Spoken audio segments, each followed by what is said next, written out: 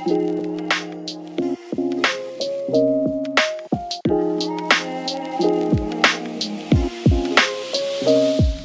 afternoon, good morning, good evening, everybody. It is Monday, September 23rd, and you know what that means. It is time for the High Risk Wrestling Recap. I am your host, Jeremy Pierce. Check out the socials, Charismatic Creations on Facebook and YouTube, Charismatic_Creations52 on Instagram, and of course, the 215 on Twitter. And without further ado, let's get into the news. AEW veterans, guys in the locker room, have been working extensively with Swerve Strickland on his matches, and you can see the change.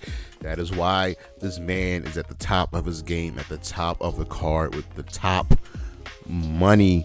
You definitely saw it in the Lights Out Steel Cage match. It's so great to see someone like Swerve finally get that shot. And the person that's been working with him very, very closely is Dustin Rhodes, the veteran that he is, but we'll talk about Dustin a little bit later. We have an update on Tamina Snuka. She's no longer part of the active WWE roster, so essentially it looks like her career is done, but she may receive a new role in the WWE, possibly working as a producer, as an ambassador, but it's looked like she's not wrestling anymore, and that sucks because I don't think we really went full force on Tamina. Logan Paul and his lawsuits, the WWE are staying away from those. It's very, very simple. We're watching closely, but he is not on his own per se, but he's also got to be working on his stuff. So there it is.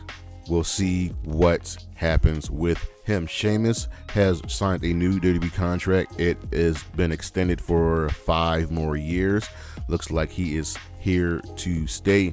And while that's going on, WWE they are aggressively pursuing more talents, even though they are, still under contract, even though the contracts might not be up. Nia, Liv, and Rhea are the 3 names that come up right now, according to PW Insider.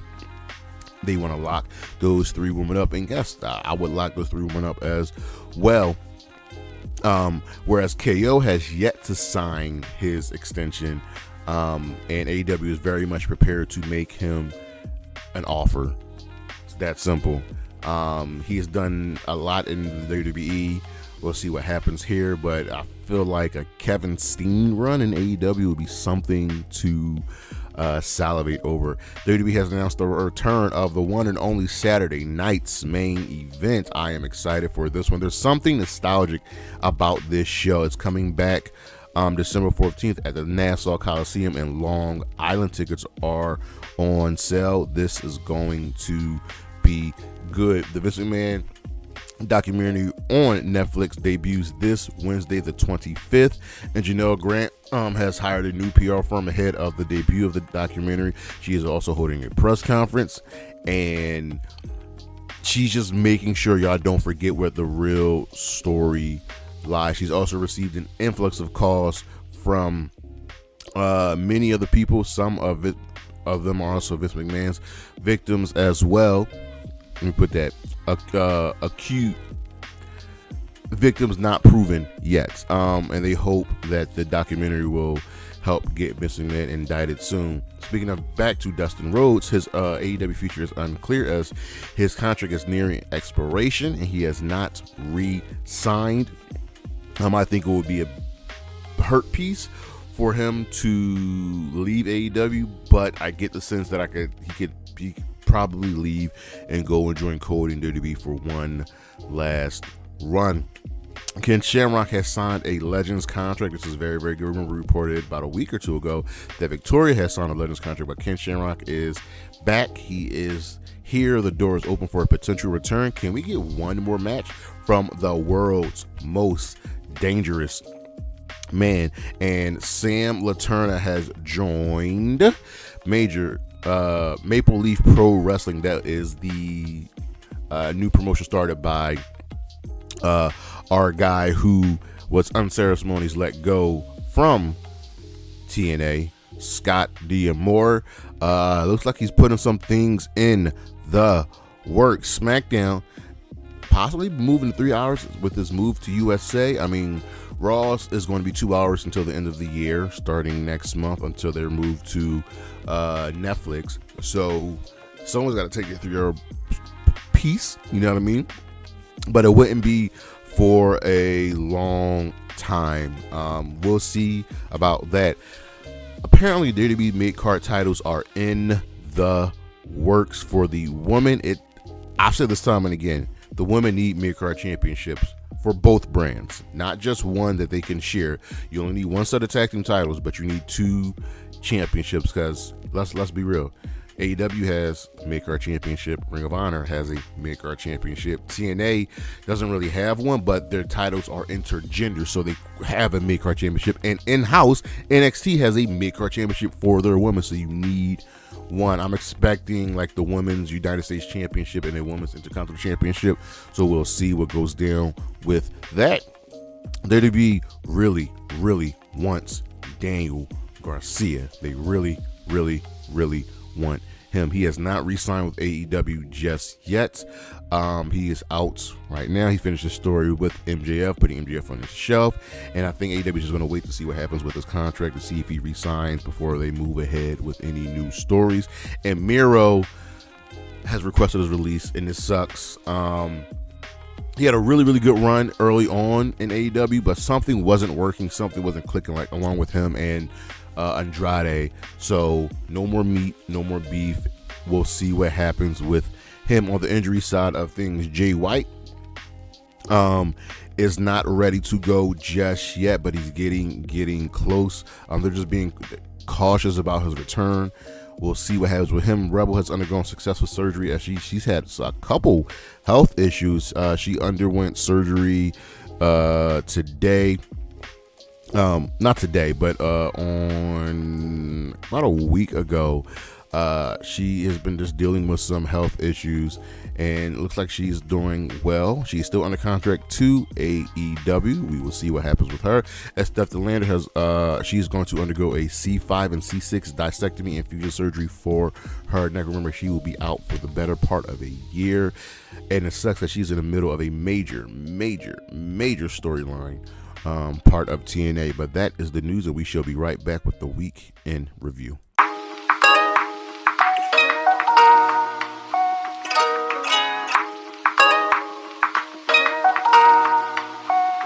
All right, we're moving forward, closer and closer to Bad Blood. We start off with Monday Night Raw because we always start out with Monday Night Raw.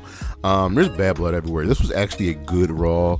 I'm giving it a thumbs up. So we start off with CM Punk coming to the ring, and he cuts an intense promo. And long story short, Hell in a Cell. This is how we end the feud. He's ready to go to hell and back. His friends and family and his wife has told him, don't do this match. Drew, are you ready? I can't believe I'm looking forward to this match. I'm just hoping Drew McIntyre wins, but Punk did well.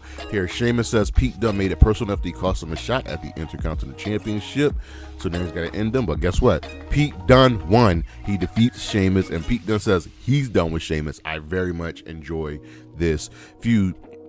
Xavier Woods asks Rhea, Damian, and Jay to let he and Kofi fight alone against the Judgment Day when the tag team titles are on the line tonight, and they're like, cool. Just beat their ass. Miz is a little hurt about what Braun said, and Braun meant no disrespect. He's saying, listen, you're the Miz. You're a multiple-time world champion, main event WrestleMania, so on and so forth. Your resume is second to none. It's just sometimes it takes a monster to beat a monster, and that's okay. Case in point, y'all, I've said this time and again, it made sense when Goldberg beat The Fiend for the world championship. I'm just saying. Natalya beat Zoe Stark because, the Pure Fusion Collective always lose. They got to start getting some W's. Finn tells Rhea that everything is hers and Damian's fault, period, for the Judgment Day breaking up. And they have nobody to blame but themselves. And more importantly, to cut deep, he tells Rhea that he himself, Finn, was the one that convinced Dom to leave her for Liv. Ooh, that hurt. Jay and Braun have some words in the ring, and Jay gets into Braun's head and ends up hitting Braun with the spear. Braun was upset because Jay said, he'll make the world championship, his IC title reign short and sweet like his NFL career. And Braun didn't like that, but Jay was the one laying out Braun. And backstage, IYO calls out Bianca to her Facebook like, yo, you gonna try to challenge Kyrie, who's hurt? Challenge me. And they'll have a match later in the evening. I love IYO stepping up like that because I love IYO. The Judgment Day defended the tag team championships against the New Day, and guess what? The Judgment Day won because the LWO got involved, and as Kofi helped take out the Judgment Day outside the ring with LWO, Xavier Woods had the win in the ring, but the ref was preoccupied, was going outside, and the plan didn't work. So they're backstage after the match, and Woods is frustrated and he's angry. He's like, "Yo, what was the LWO there?" He's back there yelling at the LWO. Kofi's like, "Nah, it's cool." And Kofi's like, "What's part of the plan?" Woods was like, "What plan? What plan? You didn't tell me about the plan." And Kofi's like, "Listen, numbers game. You know, we had our heavy in Big E, and he's not here anymore." And Woods was like, "Oh, so I'm not good enough?" And he's just angry and he's pissed. He said, "How could I not know about the plan?" Oh my God. Are they really about to break up the New Day? Please let this become the return of Big E, because I don't know how I can go on with the New Day breaking up. Braun Strowman versus Bronson Reed never got started, as they're throwing hands. Get these hands, meat, beef. Strowman, like, he Irish whips Reed into the turnbuckle, and Reed just ends up ricocheting and pulling it off. Then they're fighting outside of the ring. Strowman fucking cross bodies Reed through the barricade, and now they're fighting through the back. They're fighting. Strowman throws Reed into like some chests, but Reed gets up and just runs and just gives him a tsunami off these chests through tables, and then Braun Strowman throws this man through a wall, and they're just dead. I want this. Don't bury this feud on a pay-per-view. Main event, Raw, whatever. I need this. This was so good. Backstage, Ludwig Kaiser tells Adam Pearce that Gunther wants an adequate opponent. That's not Sami Zayn. Well, while this is going on, Sami's in the ring. He says that Gunther is scared of him. Kaiser says he's not. Well, Sami's like, "Listen, you're good. You don't need Gunther.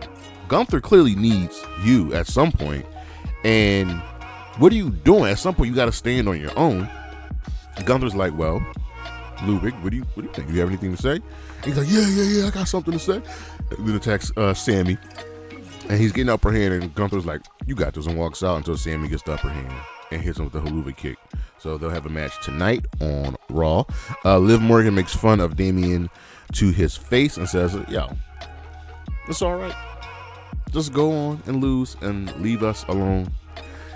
And then in a very, very fantastic match that I'm so happy she got the W, IYO SKY beat Bianca Belair. This was so good.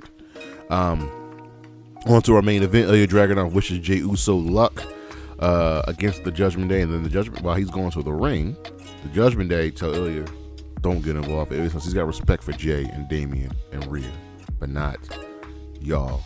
Main event. Damian Priest beat Dominic Mysterio, and then Jey was ready to make the save after the Judgment Day attacked Rhea and Damian, but Braun ended up spearing Jey, and then Finn hit multiple coup de grace on Damian Priest. This was just a really good Raw. It just flowed and it worked, and I enjoyed it immensely. Over on Dynamite, this was the Grand Slam Go Home show. I'm gonna be honest with y'all, the first hour was really weak. I don't know what happened this week with Dynamite, but it just wasn't what I was usually expecting, so it gets a fist. The opening contest was Chris Jericho versus Orange Cassidy, which Orange Cassidy won. This match should not have gone 20 minutes. Don't know why it went 20 minutes, but Orange Cassidy wins there. The BCC says Wheeler Yuta needs to show for the championship match at Grand Slam, and that he'll do the right thing because he's got the strength forward. Yuta's conflicted and had to be given his championship. He says he's a fighting champion. He will show up next week and will whoop anybody that needs to get whooped. Hook won a squash match. Roderick Strong was on commentary. Private Party accepts Jon Moxley's challenge. Christian reminds everyone of his guaranteed title shot. Then he hypes up Nick Wayne's match on Collision.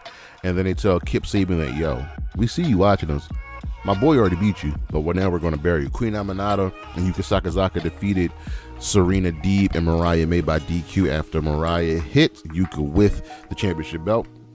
Mariah kept attacking Yuka after the match. And then in a promo video afterwards, Mina Shirakawa says she's coming for her friend. And we'll see what happens there. We had a Nigel McGuinness video just about his history with Bryan Danielson and why he wants the match. As the BCC are making their way to the ring, Private Party attacked them, but failed. Commander tried as well, but he failed. And then he took a hammer to Commander's hand. Darby attacked Claudio and then Mox, but Mox escaped. The Mox is back in the ring to have some words, and Darby says he's not the same person that Mox fought before, and he's going to run through Mox at Grand Slam. Ricochet ended up beating the Beast Mortos in a fantastic match. Mortos is that good hand. Really, really digging this guy. Hangman Adam Page says he doesn't take too kindly to those that were with Swerve, that cheer Swerve while he did all this bad stuff. And he backs Tony Schiavone in the corner. This is going in the ring. And Jeff Jarrett ran down in a brawl before it was broken up. And Jeff is not playing with this man. Ricochet versus Will Ospreay is made official for a future Dynamite for the International Championship. And in the main event, in a absolutely fantastic banger of a match, Will Ospreay, Kyle Fletcher, and Konosuke Takeshita defeated the Elite, and there were so many good storyline pieces here. Like, Ospreay would not tag in Takeshita until Takeshita tagged himself in. He slapped the skin off of Ospreay's back. So there was that, and then we got, Ospreay doing what Ospreay does, him and Kyle Fletcher being a good team, but we're really waiting for Mark Davis to come back. But the real story here is Takeshita and Okada. This is what we want. Give it to us. Period. After the match, Fletcher and Ospreay shook hands. Fletcher and Takeshita shook hands, but Ospreay and Takeshita didn't. And Takeshita pie-faced Ospreay, and Don Callis had to break them.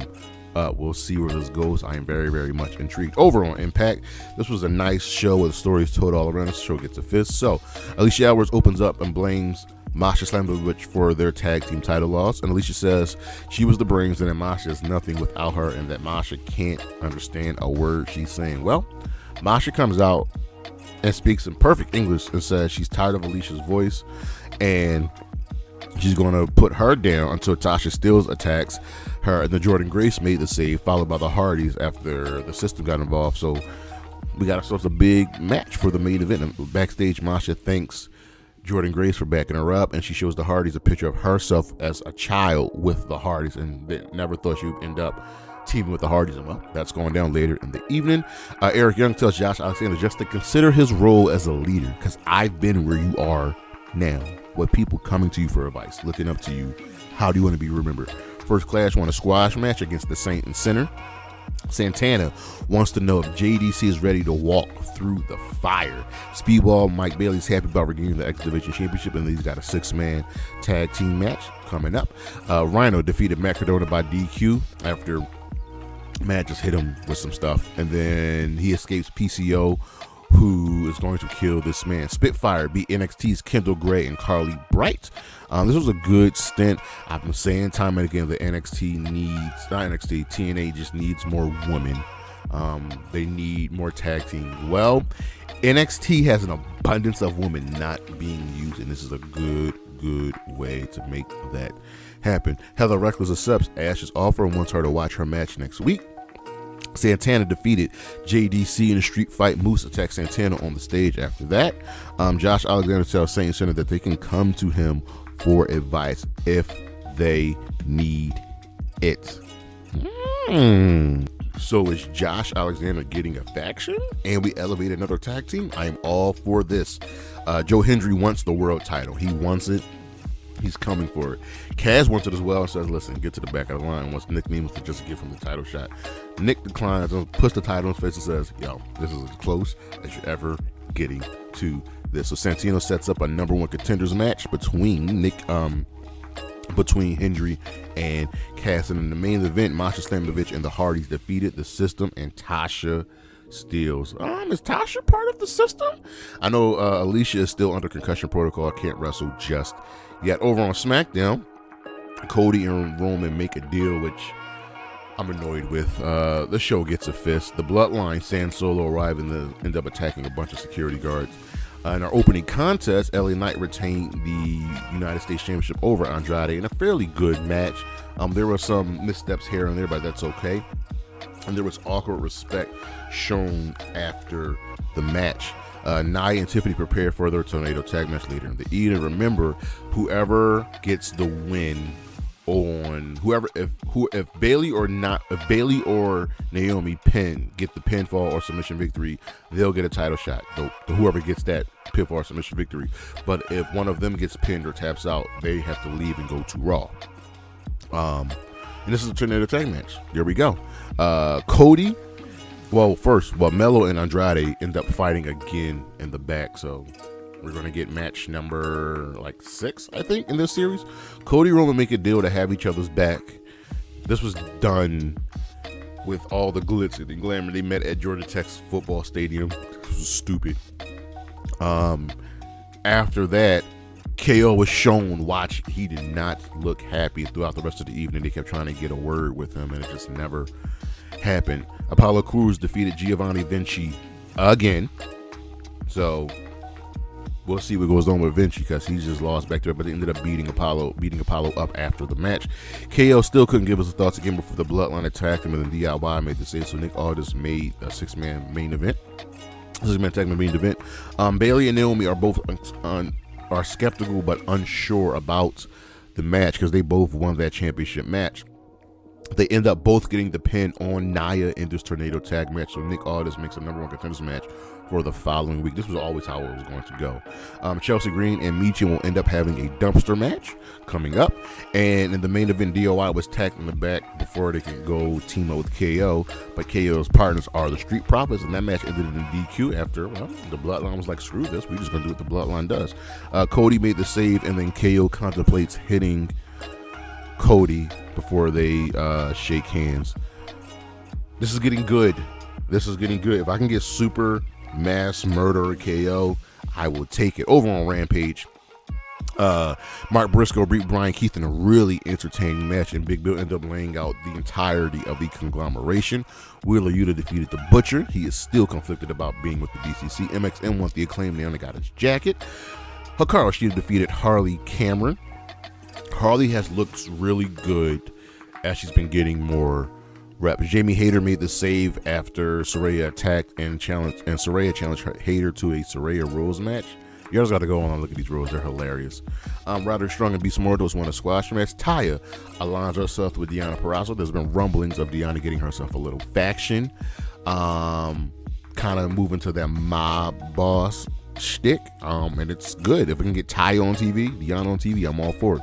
And the main event, Nick Wayne won a fatal 4-way, defeating Leo Rush, Kip Sabian, and Rocky Romero.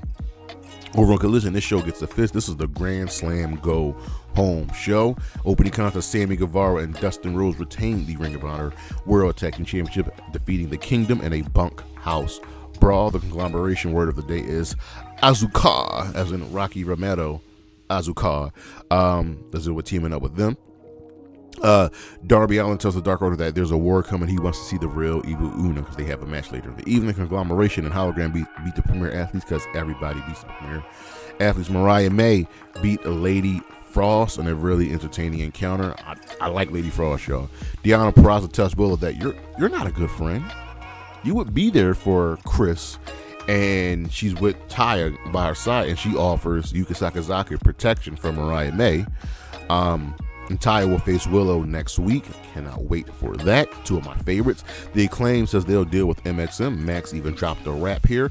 Darby Allin defeated Evil Uno. Jeff Jarrett challenged Hangman Page to a lumberjack strap match. We are gonna see how that works out. Serena Deeb defeated Queen Aminata. And the Queen looks good as usual, but Deeb was getting that win.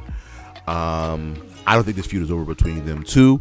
The Grizzled Young Veterans, Roderick Strong, Roosh, and the Beast Mortos defeated the Outrunners, FTR and Hook, in a fun 10-man tag team match. Serena Deeb challenges Britt Baker to a match on the 5-year anniversary show, which will be going down in Pittsburgh. And Nigel McGuinness closed out our show saying, Danielson, accept this challenge. Give me this match. Give the people what they want. Stop being scared. Let's go. He wants this. I want it. We all want it. Our matches of the week from Raw: IYO SKY versus Bianca Belair. Check that out.